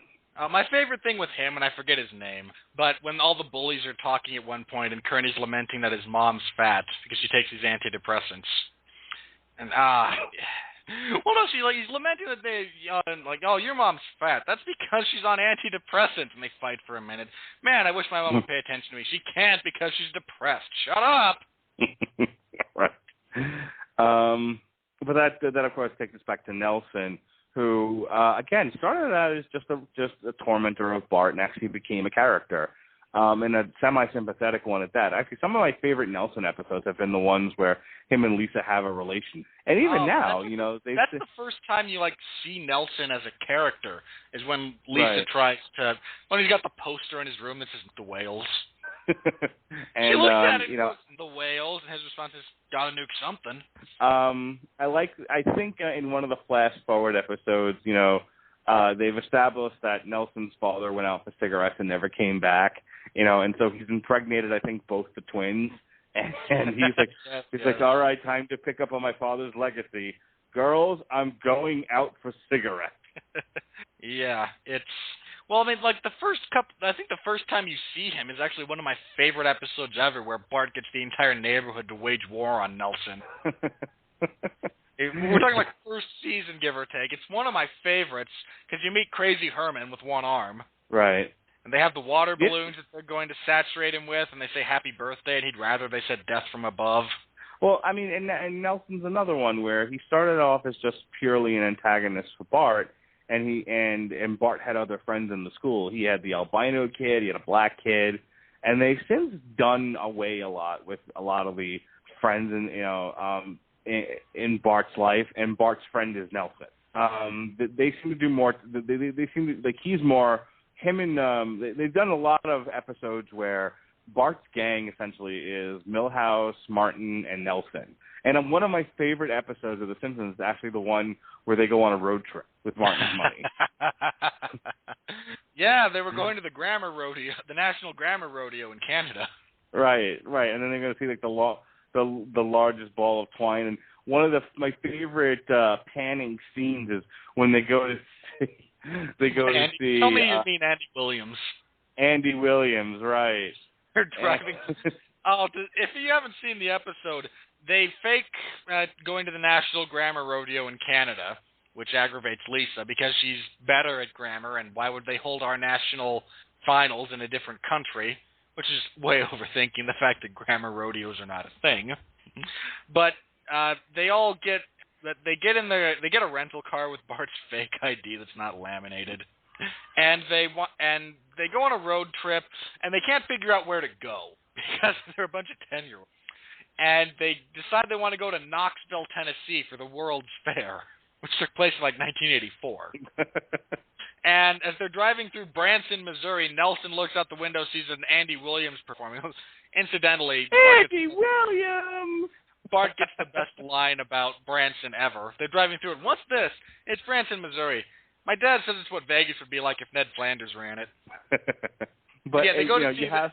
Everyone else is like dead on their feet, bored, and Nelson's just enraptured. I didn't think you was going to see Moon River, but then, bam, triple encore. Right. Well, that was the thing. I think like he threatens to punch one of them because they don't want to see Andy Williams. Or they don't want to stay. Nobody else does. And then he grabs Bart by the collar because Bart's driving. Yes, we are. We're not paying to see Andy Williams. Yes, we are.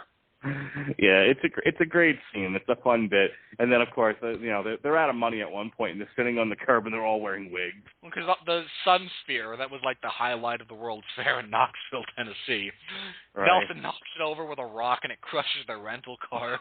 They now have no money, no car, and no one knows where they are. And Nelson's response is, "Well, on the bright side, I knocked over the Sun Sphere."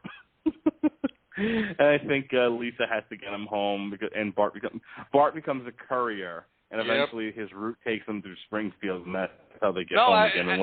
This is actually the episode where Homer and Lisa bond a little bit, because right. They have to get him home. First thing he does, he takes a human kidney to Hong Kong. Gets a job as a courier, takes a human kidney to Hong Kong. Calls Lisa after getting back from this nonstop flight. Calls Lisa and goes, "Lisa, this isn't working. I need a job I need something that'll take me through Springfield." So she goes to Homer, and Homer wrecks his security console, and they order that, and Bart escorts it back.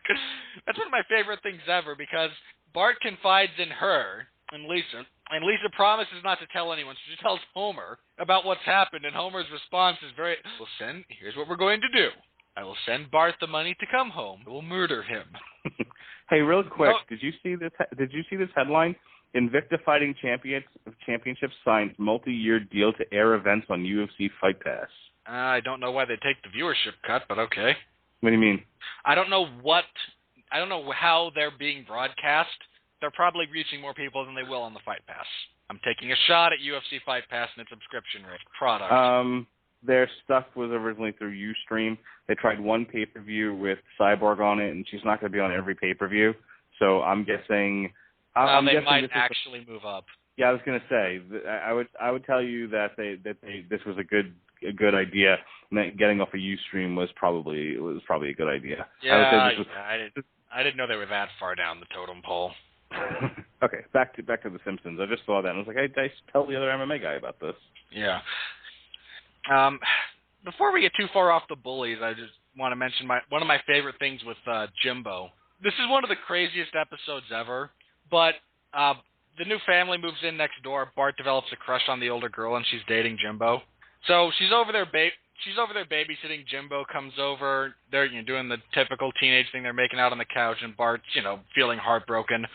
This is actually like the payoff to all of his crank calls to Moe, because he calls Moe's tavern with another crank call. Moe's response is, of course, "If I ever find you, I'm going to gut you like a fish with a rusty knife." And Bart says, "My name is Jimbo Jones. I live at 11742 Evergreen Terrace." So Moe grabs the dull, rusty butcher knife that he uses to slice lemons and charges across town to assault. Gets to the place, kicks in the door, and just begins verbally assaulting and going to kill him. And Jimbo responds by blubbering like a little girl, like you would if an angry bartender wielding a knife came at you and you're, 14. And Moe's response is, get up, kid. I wasn't really going to do it. Now you're blubbering like a little girl, and I feel bad. And, oh, boy, I better get back to the bar before Barney sucks one of the kegs dry. And it just destroys Jimbo's credibility with this girl because he broke down like a child. I mean, just...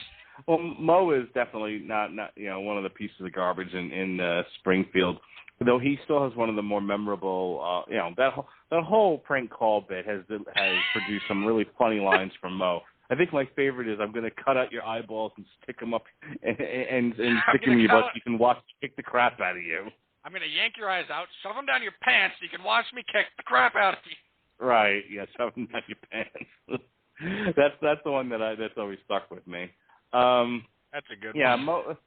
Moe's not a nice guy. Moe is a troll. Moe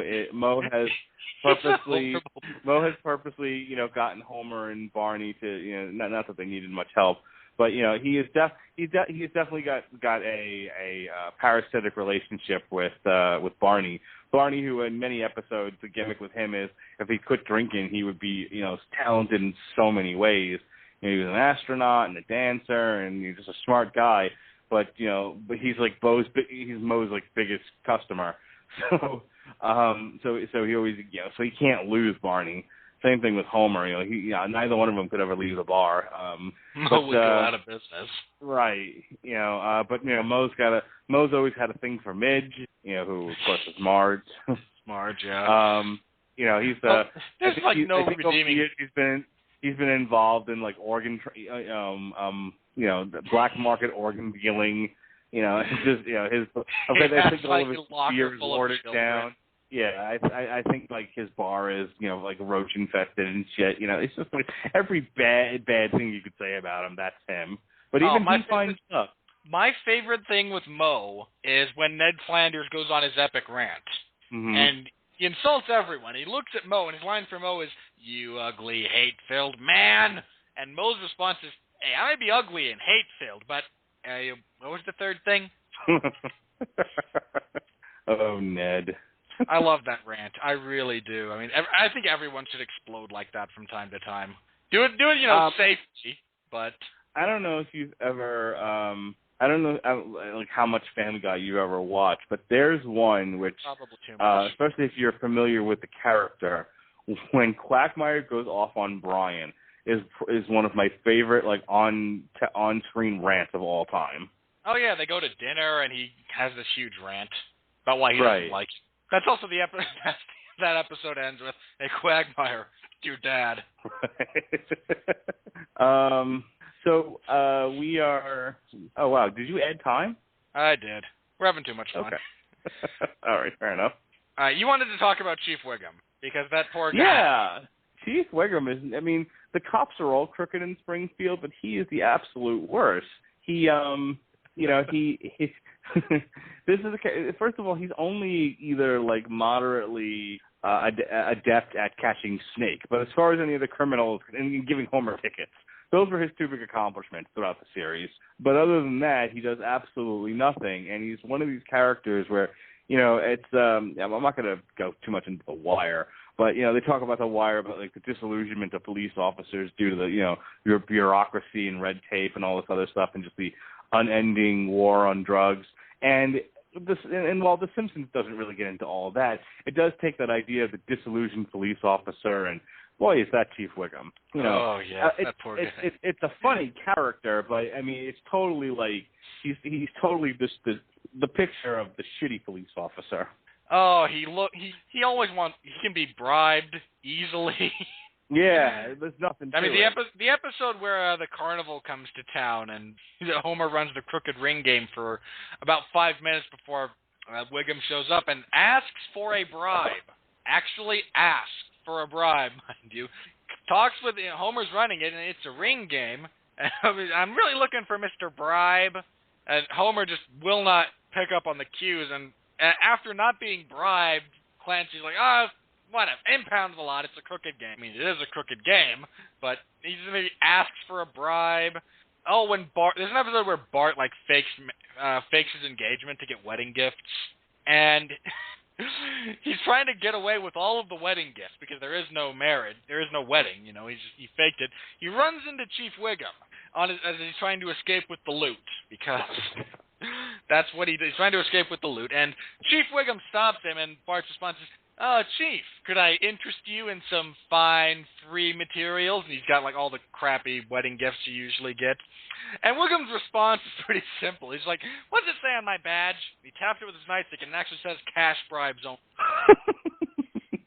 I think the worst thing about Chief Wiggum is, yes, the other two cops that usually are with him are crooked too, but even they try to do a decent job, and poor Lou. Lou, of course, the black cop, who's the, you know, like, okay, you've gone a bridge too far, Chief. Or, well, he also has my favorite line. He has one of my favorite things because they're trying to take down protesters and they're shooting them with beanbags, which is a real thing, mind you. But there's the chief protesters. They're protesting Krusty Burger, which is a whole aspect of Krusty's horrible character we forgot to mention. But Krusty Burger. Yeah. The shameless merchandising. Okay. Another. Look, let me just say outright. One of the funniest things about The Simpsons is the musical numbers. You know, whether it's "See My Vest" or "Monorail," which I still sing to people. Monorail, monorail, monorail. We're you set here by the devil? No good, sir. I'm on the level. Monorail. Obviously, still all cracked and broken. Sorry, Mom. The mob has spoken. Yeah, the musical numbers in The Simpsons are some of the funniest things the show is known for, and but there are times where even there's like a jingle or just a parody of a commercial, like, and this is where I was getting back to Krusty, Canyonero stuff. Oh Jesus, the Canyonero things are hysterical. Canyonero. Oh. That's endorsed by a clown, Canyonero. They go through all the things that it does wrong, randomly bursts into flame. Right. It's so great. That's the one where he's a comedian, where he goes back to being a comedian, right? Yeah, his show gets canceled. He is on the Jay Leno Comedy All-Star thing, which he's only on because Bart accosts Jay Leno and says, "You can't have an all-star thing without Krusty." And Jay Leno's response is, "Hey, Krusty, thought he died." But they bring Krusty onto this thing, and of course everyone else has like bad reactions to all the Simpsons have terrible reactions to the comedians, including Homer absolutely rolling on the floor laughing because a woman goes, "Well, you know what it's like when you're kissing a guy with a tongue ring." And he goes, "Oh yes, yes, oh God, yes." My favorite part about that is, is Krusty, I think, in one part of the episode actually has a routine, but that routine quickly turns to hackery because he does the burning money bit, and now all anyone wants him to do is burn things. And at one point, I'm like, I hope he says tonight to burn pan. Yeah, he's doing his comedy shtick at Moe's. He quits comedy because he's sick, because he doesn't like it. He doesn't want to be involved in television anymore and whatnot. And in his rant when he's announcing his retirement includes mocking Jay Leno and comedians in general and their observational humor. And everyone starts laughing about it. And he's like, "Well, what are you jerks laughing at? I'm just telling the truth." Yeah, and it's funny. Like, yeah, but it's funny. In that case, I announce my triumphant return to comedy. Right. And yeah, he's doing his thing there. He tells them to burn money because the Canyonero guys show up and try to get him to shill for him. Right. Those Canyonero guys showed up. I threw those jerks out on their asses. They offered me money. You know what? No one likes money. We don't need this. This is your gun. He pulls out the money. He's doing the fringe thing, and he burns it. And you can't do that. Well, that's a federal crime. Whatever. I'm making a statement. Homer grabs the bill, and Marge responds by handing all of her cash to Lisa, telling her to go bury it in the yard. Right. I love the end of that episode where, first of all, where they're offering him more money, and I think like his nose pops back on again. He can't get away from it. He's got his hair done into a ponytail, and it just spontaneously. Right, and his hair keeps popping up. But my favorite part of that is, as he's doing his bit, and at this point now he is shelling for Canyonero as part of his bit, and people When are everyone starting hates him for it. Right. But Homer has the classic line of yelling out, "Don't you hate pants?" So true. That's why we're on the Radulich and Broadcasting Network, ladies and gentlemen, where pants are not only not not mandatory. We actively discourage them. I was recently interviewed in the media as the CEO of the Radulich and Broadcasting Network. Well, what makes it so successful? And I said, well, there's a rule on the books that no podcast can be done in pants. And that is the secret to our success. Well, it helps. Pantsless aggression, folks. That's what we're all about. Oh, and Jesse has been kind enough to post a picture of Krusty about to punch out Bart. He's a hard-working man, that Jesse Starcher. What are you doing? He is. Mindy yells at him, "What are you doing? I'm finding pictures for the podcast. Don't you have things to do? No, they need me." We love you, Jesse. Hey, be nice. I had him on last week. He was awesome. I am being nice. None of that was mean. None of that was untrue. His wife yelling at him all the time. Hey, Ma, get off the dang roof. Oh, Cletus. I can call my ma while I'm up here. Hey, Ma! Hey, Ma! Cletus, So you know that black-jawed yokel. So they gave Cletus a bit of a show, and with a theme song. Some folks will never eat a skunk, but then again, some focal. He's Cletus, the black-jawed yokel. Black-jawed yokel. So that reminds me, watching Monday Night Raw one night with one of my buddies, and this is back in the Attitude Era, and Al Snow did something on TV, and my friend just bursts out with, "Some folks will never be hardcore," and then again, some folks will like Al Snow, the hardcore champion. Oh, that's good old Cletus. Cletus. That poor... All right, kids. Cover your eyes and drop your britches. It's bath time. He's got them all in the back of his truck going through the drive-thru car. Who wants hot wax? I do. Even the dog's back there, so we get the... It's funny stuff. So Chief Wiggum. Buffoon. What I do like about Chief Wiggum, though, and I have to say this, is that, of course, he's the father of Ralph, and Ralph is the resident, he's special. He's special. And, and my milk. But, I mean, there's a tenderness in Chief Wiggum. Again, Chief Wiggum isn't just this one note. Obviously, it's a big part of his character, but then you see the episodes where he has to interact with his son, and he actually calls him sweetie. I think there's a bit where, like, Ralph is on stage. "Get off the stage, sweetie." Things like that.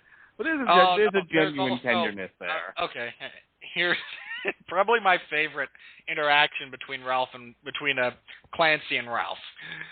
Is actually the episode where Marge enters the bake contest. You have to submit your recipes and whatnot, and she gets accepted, and then, unlike all those other losers. And then we cut away to Ralph sobbing uncontrollably at his rejection letter from the same competition. And Chief Wiggum is reading this to him. "I'm sorry, Ralphie. They just didn't like your melted crayon sandwich. But I did. You only took a pretend bite." So Wiggum decides he's going to nut up and be a dad and takes this awful-looking sandwich. Takes a bite, and you hear the crunch, and he chews. Oh, and he makes this horrible face. "See? I like it." The next thing Ralph says, "You can really taste the thumbtacks." And Wiggum just looks down and goes, "Ah, crap." That's funny. Yeah, I like the interactions between them. You don't get much of the wife, though, who looks exactly like him, oddly enough. She's never... I mean, she's in the background a lot of times, but she doesn't really do anything. Which is, not everyone can be whatnot, but... There's only so many characters. There are. Anyone else I really wanted to get to? Okay, I did briefly want to touch on Principal Skinner. Okay. Just because, even though he's not, in the traditional sense of villain, he's the antagonist, and he's kind of a pain at times. Although he does come up with the glorious suggestion of deporting Bart. That's one of my favorite lines ever. He shows up. For those of you who haven't seen the episode, Bart becomes an exchange student to France. But Bart's, constantly leaving the house in a state of catastrophe. Marge is on him to clean up, and he never does it. And Homer gets Homer is walking out of the bathroom. He slips on Bart's skateboard. He falls down the stairs. He lands at the bottom, and he can't move. He's throwing his back out. He fell down a flight of stairs, and he can't move. He can't get up on his own, and he keeps asking for help. And the dog just comes up and licks him a couple of times. The cat doesn't care. Nobody cares. And then finally, hours later, Marge and Lisa come home, and Homer, what's wrong? And he's laying there. He's boy, bring me the boy. Of course, this is Bart also then cherry bombs the toilets at the school while Principal Skinner's mother is using the toilet. So, right. And he shows up with Bart. And he's very dour, and Homer's laying on the couch. And, I'm sorry, I'd get up to shake your hand, but the boy crippled me. I completely understand. Now, Mr. and Mrs. Simpson, I believe we've moved beyond mere suspension or even expulsion. I think it's seriously time for you to consider deportation. I think Marge's response is oh, you can't deport Bart and Homer. Well, let's hear him out, honey. I think we would be remiss just because I hate the characters. And I don't mean they're badly Patty and Selma. or anything. Yeah, it's totally where I was going with this. They are so bad. I mean, and they're written fine. They're written well enough. But I mean, as far as characters themselves, they're just awful human beings. And it's I talk about this a lot on Long Road to Ruin or anything else where we're discussing movies and TV. I was joking around earlier about what Orange is the New Black, and I said I like the show. And that's mostly because I have prison and jail fetishes. I like stories about that sort of thing. That's why I work in jail. And so even if I liked the lead character who is Piper, I would watch the show anyway. As it turns out, I'm not a huge fan of Piper. I think she's just a terrible human being. And I said, and this is where I was going with this. I find it difficult to watch shows where your lead character, whether it be, of the villainous sort, like, say, Vic Mackey or what's-his-face from Breaking Bad, or Walter White or McNulty from The Wire. These are complicated people, but you still root for them even though they do bad things. This is a conversation my father and I get into all the time. It's why are we rooting, he didn't want to watch The Shield because why would you root for the bad guy? And I was well, he's not totally bad. They're complicated characters. They're complex characters that do bad things, but they also do good things. And, that's why you root for them. You hope they're going to do the right thing when the time comes. And, of course, the way these shows are written, they never do. Piper Chapman on Orange is the New Black very rarely does the right thing, and it makes her hard to root for because she's just a shitty person. And thankfully, she's surrounded by a cast of people who you do want to root for and you hope will do better than the lives they've been dealt with. So taking this back to The Simpsons, I see characters like Selma and what's the other character's name? Patty and Selma. Patty and Selma, and they're just the worst. I think the one that ended up marrying, the one that ended up with the kid, wasn't as bad as the other sister, who's just rotten all the way around. But neither character has any redeemable qualities, and they're almost they're not villains as such. They're just shitty, negative, horrible people. Who but take there's every so many great things that come out of. Oh, yeah, no, well, every character in that show, no matter how bad they are, has great lines. But, I mean, they take every ounce of happiness from Marge, and turn it around, and they are absolutely, abusive. My favorite bit with them, actually, is, in terms of just displays how awful they are, is they've mistreated Homer from day one, and then it comes out that Homer referred to them as the gruesome twosome, and he's the truth comes out. What do you mean the truth comes out? You hate this guy. What do you think he was going to think of you? And yeah, they're horrible. I love the episode where he visualizes himself with air conditioning and them outside melting in the sun. I think wasn't there another one where he leaves him stranded somewhere. It's they're like, oh, you don't have to deal with them. Okay. Probably. Something like that. Oh, yeah, I think my favorite bit, I think, is the episode where, Marge goes to a spa. And during her 2-day retreat and absent from the family, Homer is in charge of Maggie, and he leaves Bart and Lisa with Patty and Selma. Right. And all of the horribleness that ensues. Kids, it's time to sand off Aunt Patty's bunions. Ugh. Or like the other like, you know, funny sort of trope, you know, when you're talking about just horrible relatives. Come on, we're gonna watch pictures from our vacation. We've got all these seashells from our trip to Sulphur Bay. Right. And you're gonna and all help the pictures. Yeah, and all the pictures that are just kind of looking horrible, you know, just like looking askance. Yes. That's actually the Treehouse of Horror episode, I think, where Homer, desperate to evade their impending visit, stumbles into the third dimension. Oh, no, they're horrible, horrible people. But you get so much. And again, Selma actually turned out to be okay. And she's the one who will, on occasion, get a storyline, like when she married Sideshow Bob, or when she married Lionel Hutz. Not Lionel. She did marry Lionel Hutz. But I'm also thinking of Troy McClure, who she also married. Her last name is Bouvier Terwilliger Hutz McClure, and she almost added Nahasapeema Pedal on. Right. That's funny. But, I mean, the only thing, like, Patty's good for is she's the show's token lesbian. Yeah, but even that, like, you know, I think that they've had, you know, a good character, like, speaking of lesbians, I like the woman who, the single woman who kind of turns up every once in a while. She's like, you know why I'm happy? Because I have no kids. You know what that means? Disposable income. It's Nancy, I think. Nancy Nagel. I only remember. Yeah. I remember the last name for sure. I get a kick out of that episode because the kids at the end of that episode stopped them from voting to make their lives more difficult with a bunch of childhood germs that none of them were exposed to because they don't have kids. Right. There's a Salon.com article that says Melissa McCarthy can dress herself. Should hope so. She has her own sitcom and she's been in several movies. I think that's a joke at how fat she is. No, actually, it's about fashion. I've asked 5 or 6 designers, very high-level ones, to make lots of dresses for people, stop it. And they all said no. Now she's taking matters into her own very skilled hands. You're not that fun. What? I've never. Well, not you're talking about Melissa McCarthy. Yes. I've never been entertained by her. You know, but her brand of comedy is not aimed at me, so. No. But even my wife, who it is aimed at, has kind of gotten, you know, over her. She was decent. Like, the consensus, my understanding of the consensus seems to be, oh, yeah, she was awesome in Bridesmaid, and everything else is just kind of there. Yeah, well, much like I won't go see Blended, which is where my wife is going now, I'm not going to go see Bridesmaids either. Though I did see, I think it was The Heat with her and Sandra Bullock. Sandra Bullock, yeah.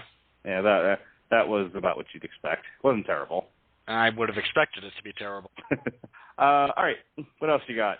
All right, to kind of wrap this thing up, the last couple of things, God, Nagel, forgot about her and how amusing she is from time to time to show up and just... We've met you before, Ms. Nagel. Why do you have so many different jobs? I'm a sexual predator. There's so many great one-lines. Like, it's a little late, and, you know, I've had my mind on some other things tonight as we've been talking, but there are so many great one-liners from The Simpsons. You know, Comic Book Guy obviously has a ton. I actually, you know, whenever I'm on your show, I always help you advertise it on my own Facebook page and on Twitter, and I'll usually put, you know, some sort of funny gag line for whatever it is we're talking about. And I was going to put on this one, yeah, I've wasted my life, but I was afraid people who weren't in the know would be like, I've wasted my life. That's incidentally. That's one of my favorite Treehouse of Horror bits. Is that whole episode, the Omega Man. And you know what kills me about it? I've found like once when I've been watching that show, the full bit, because there's a bit that was on television when it was broadcast that for some reason is constantly cut out. And that's when Homer goes to the movie theater. And he sits, bear in mind, he can sit wherever he wants. He sits down behind a skeleton, but it's really tall. And his response to sitting behind this guy is, down in front! And then he kicks the thing, and the whole thing turns to dust. And then he goes, and anytime I'm in a movie theater now, I sit behind someone, and in my head, I want to go, down in front! I know we're talking Simpsons, but just you were talking about, you know, movie theater and down in front and all that. There's been a couple of like movie theater gags and Looney Tunes cartoons. I think one of them is somebody sits down in front of, I think, Bugs Bunny, and the guy's got like a huge top hat, and he's like, "Can you take your hat off?" He takes his hat off, and his hair is like the exact length of his top hat. So he pulls out a lawnmower. I also need to mention, the other day on the Casual Heroes, I got around to listening to your last WrestleCast. You referenced the Daffy Duck skit where he's trying to sell the Scarlet Pimpernel, and you forgot the best bit about that. And then the cavalry showed up, but it was already way too late. Well, that whole last little bit there, I don't remember the whole thing. I just remember, and then the dam broke. Well, the cavalry shows up after the dam breaks. Okay. Do you know the whole bit? Oh, I used to. Because there's something like... Oh, it's like 5 or 6, there's a chain of like 5 or 6 things. Yeah, and you cut back to the studio executive is always going, and then what? He's bought into this whole thing, you've got him sold, but he keeps asking, and then what? And Daffy Duck... Right. And then there was nothing left. Right, but there was nothing left to do but blow his brains out. It's getting so you have to kill yourself to sell a script in Hollywood these days. So true. Yeah. Either that or I'm actually mad at you. I gave you a bit. I gave you a surefire bit from American Dad, and in 2 podcasts with Sean Comer, you didn't use it, and now I'm pissed. I told you about the American Dad bit where Fast and the Furious movies are 90% hardcore gay sex and 10% cars. Huh. I haven't. I probably should have used it. I apologize. I was too busy actually lambasting the movies to go into what Seth MacFarlane thought of them. Yes, I kept waiting for you to pull out like a slide rule and chart and explain physics to people. I'm sorry, there are a few basic principles. No, you can't launch a car that heavy, that fast, off of a ramp into a yacht, and the yacht and no damage. It impacted the, filigree. Sir, that yacht nerd. would have gone. I don't go to the I don't go to the movies to see real life physics. Okay, if they want to launch a car into Mars and have it knock it out of its orbit, as long as it looks pretty, I'm in. You can't mess with. My other issue with that was, and I said this when talking about Fast 5. Okay, physically, by the laws of physics and by all rationale, you wreck a bus going that fast that then reacts that way. People are going to die. Jesse just commented too fast. Jesse just commented too fast, no physics. Yeah, but my point there was, in the opening 2 minutes, that Fast 5 told me we don't care about physics. So I'm okay then not caring about physics for the rest of that movie. Who the fuck saw this movie who saw this movie and actually took a physics class? Besides you, apparently. I took a physics class. It was in high school. Plus, I have common sense. Meh. Anyway. Anything else, sir? I was just going to say, I do need to very briefly mention Hank Scorpio, who is the James Bond-esque villain who recruits Homer away from the Springfield nuclear plant, sells him a bunch of dreams. Homer actually causes the death of James Bond in that episode. He escapes the laser. Well, Mr. Bunt. Right. You can't say by Mr. Bund. But he escapes the laser a la Goldfinger. He gets away from all of the the mercenaries and whatnot, and Homer's just standing by the water cooler, and Scorpio yells out, "Somebody stop him! Somebody stop that guy!" And Homer just wants to tackle him, which he does, and then Scorpio comes up, "Good job, Homer! You can knock off 5 minutes early today." And then in the background, all the goons machine gun that guy on the ground. Sure. That episode ends with him having successfully taken over the East Coast. That's like the headline on the newspaper when they return to Springfield. Supervillain conquers East Coast. And then he gives Homer the Denver Broncos instead of the Dallas Cowboys. So yeah, I can't think of too many people that I'm real passionate about on The Simpsons. Needless to say, I enjoy the songs. I don't need to break out into monorail again. I enjoy the parodies. It's a fun show. I guess the one thing I would like to bring up before we end tonight, I think it's actually a good ending point, is with it having been on. I mean, The Simpsons has been on since I was a little kid, and I'm 38. For like 20 some odd years, this thing's been on. Oh yeah. Do you think it's sort of outlived its usefulness? And like at this point, I think it's still fairly highly rated. So Fox is going to keep doing it for as long as, the people working on the show want to keep doing it. But for me, it just gets to a point where, people are going to think, like, seriously, can he do one podcast without bringing up The Wire? But, David Simon specifically said there were more tales to tell in The Wire, but there also comes a point where you just have to, get on and do something else. It's just like, okay, you don't want to go so long that people start getting sick of it. And to a large degree, I think people are, like, over The Simpsons. The people feel the way that I do.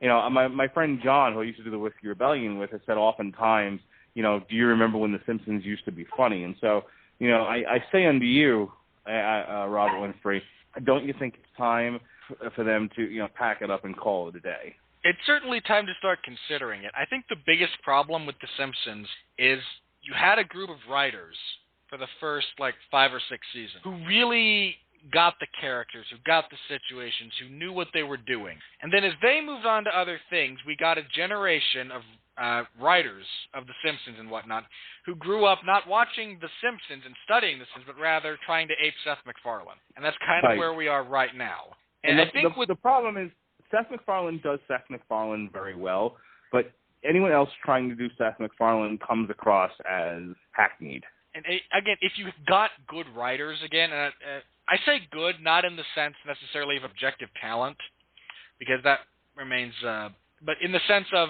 these people who can write The Simpsons. You get some good writers who understand the characters, who can move things a little bit, and I think you absolutely could still go forward with The Simpsons. I think you should start considering hanging it up.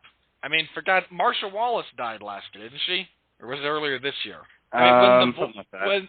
But the point is, now the voice actors have started dying off. I imagine Harry Shearer doesn't have all that many good years left in him. Yeah, I mean, how old is Hank Azaria at this point?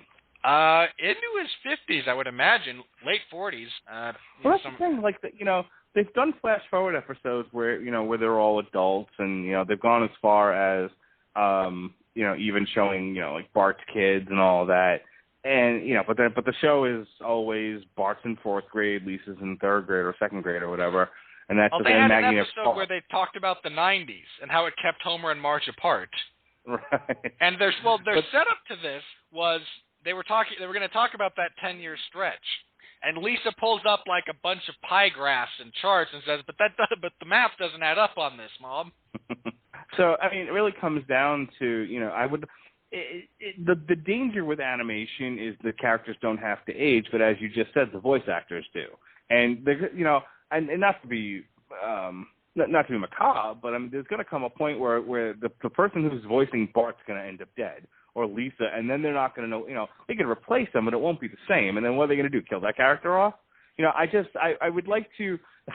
What's his face? Who the redheaded talk show host? Conan O'Brien. There we go. Conan O'Brien. They asked him, like, how would you end The Simpsons? And he was like, I would have Marge just pack the kids up in that, in the house, say, Homer, you are a terrible human being, and I've had enough, and walk out. And considering they've toyed around with that in previous episodes, I don't even think that would be a shock anymore. I would like to just see the episode that focuses on Maggie. That's the last episode I want to see. I want to see an episode where Maggie is sitting around with her family and and her kids or whatever, or even her grandkids, and saying, and that was the story of my family. We weren't always perfect, but we we loved each other, and closed the book on it. And that's it. That's how The Simpsons really needs to end, with Maggie telling her grandchildren all of these ridiculous stories. It would be a better ending than How I Met Your Mother. I'm pretty sure I have various orifices that could come up with a better ending than How I Met Your Mother. I don't even like the show, so I laugh at everyone who mocks it. No, it was never that good to begin with, you poor dumb bastards. But you fell for it. Yeah, hey man, I'll be one of those people. I bought that show hook, line, and sinker, and stayed with it to the very end. And how did that work out for you? I looked at my wife. Your own tears yet? I looked at my wife and I said, "So this is the show you insisted I watch, eh?" I like your ending, actually, now that I kind of think. That would be a good ending. Of course, we don't have to worry because they have stories for years. Yeah, well, like I said, at some point we're getting dangerously close to losing more of the cast members, and I don't want to see the episode where Bart's dead because we no longer have a voice. I also don't want to have the Darlene problem. You know what the Darlene problem is, right? No, enlighten me. You ever watch Roseanne? Not enough to really associate the Darlene dilemma. And I mean, maybe I have the kid's name wrong, but essentially there was the eldest child on the show. The actress quit the show or got fired or whatever, and they had to replace her the following season. And Becky. I'm sorry, it's not the Becky problem. The Becky problem was after a couple of seasons of one actress playing this character, she left the show or whatever or got fired, and they replaced her with a different actress, and she stayed on for a bit. And then a couple of seasons after that, after she had done it, they brought back the original actress, and Roseanne's first words when she came back were, "Where have you been?" And of course, everyone got the joke. But it really was an issue because because even though the actress tried, God bless her, no one really ever accepted her as Becky. And I think you would have people who, let's say for example, the character who plays Bart passes away, God bless her, and they bring in another one. It sounds the same. People who are fans of the show, I don't know, would accept it. The thing about it is, I think every character who's like Phil Hartman, like his character. Hi, I'm Trent McClure. Troy. Do that, by the way. Troy McClure. Troy McClure. You might remember me from such films as The Erotic Adventures of Hercules. I do that at work. Hi, I'm Mark Radulich. You may remember me. Like I mess with the nurses all the time. So I do such events as this morning's bedpan cleaning. Yes, you may remember me from yesterday's Baker Act. But I do that, and I do the bit from Golden Girls. Picture Sicily, 1938, and then I'll go into a whole thing about how Buckin fucked up their job again. But anywho, that's how I like. I don't think people would accept a new Bart or a new Lisa or God help us a new Homer, and I hope that they have the good sense to fucking end the show before that. Yeah, Homer's the one guy I don't think you could even get a new voice actor to really step into the role. And part of that is so much of Homer is not just the writing, it's also the guy behind it. And right. What I mean by that is I heard an interview with the guy he was asked to describe Homer, and he said he's a dog in a man's body. It sounds simple, but when you get into a character like that, it's not an easy thing to get a replacement. And Homer is so much a part of. Everybody loves Homer. And he's so much not just the center of the show, but he's this monumental cultural icon. Knowing that someone else was speaking his words, that's a tough pill to swallow. All right, so to the executives at Fox, via the unpaid intern listening to this podcast for ideas, you've heard how I wished for the show to end. Maggie talking to her grandchildren about all the zany stories. Here's the other thing that we need to say to you. End this goddamn show already before it's too late. I think we can agree on that. And on that note, what do you got to plug? Speaking of trying to end things before it gets way too late. Yeah. All right. So let me just go through the week that is and the week that was. If you tune to the Radulich and Broadcasting Network now, you will see summer blockbuster reviews for The Amazing Spider-Man 2, X-Men Days of Future Past, and Maleficent with myself, your wonderful host here, Robert Winfree, and the pugilistic pundit, pontificator, Mr. Patrick Mullen, who is also the co-host of the Casual Heroes podcast on boxing, the championship rounds. Speaking of the Casual Heroes, we've got a brand new WrestleCast up called American Chop Suey. I don't understand why the description was like, oh, this is our most average one ever. We had a good discussion. It was actually a pretty heated discussion. I don't know what Chris wants from me. Apparently, if we're not all laughing hysterically the entire hour and a half, it's just a boring podcast. I don't really understand it. But this Wednesday, Sean Comer and I will be doing a 4-part breakdown review of Orange is the New Black. We're gonna review the first 3 episodes this Wednesday, and then the next 3, then the next 3, and then the last 4. over a span of 4 episodes. So look for that. And I think we are going to, again, another summer blockbuster review since we weren't able to do it back in April. We're going to do it now. Captain America, The Winter Soldier. You can look for that Thursday night. And I think that's it. Robert Cooper had to take off a week from the Metal Hammer of Doom. He should be back this Tuesday with Sabaton. I know I'm going to be on that too. Yeah, make sure you get with him because I know he was looking for someone to do it with. So make sure you hit him up on Facebook. Aside from that, the Jonas Exodus is winding down. Just waiting for Robert to finish up his commitment to the Long Road to Ruin, and then I'll be jumping back into the driver's seat with Transformers, and then a 4-episode look at the Batman the Animated Series, plus a movie review for Transformers Age of Extinction. During all that. So we got a lot of podcasts coming up. We're busy here between ourselves here on the Radulich Broadcasting Network and the Casual Heroes. So stay tuned. And, of course, keep on the lookout for the relaunch of the Whiskey Rebellion. That's going to be happening in early July. And I want to thank – I'm gonna actually dive off here. But, Robert, thank you again for having me on. I had a fun time talking about The Simpsons, and when you get to Family Guy, you know who to talk to. When I get to Family Guy, I'm going to find Seth MacFarlane and burn him. Not an effigy, him. I believe I could then sell his tortured screams as a ringtone for $1 a piece and make millions. That's why you're the authority on evil. All right, I hear of women's prison calling my name. I will talk to you later. All right, Mark, be safe. Okay, as for my brief plugs, I host the 411 Ground and Pound radio show every Sunday at 8 p.m. Eastern. It's myself and, at the moment, Jeff Harris, just talking about the wide, wacky world of mixed martial arts, all the fun times that we have there.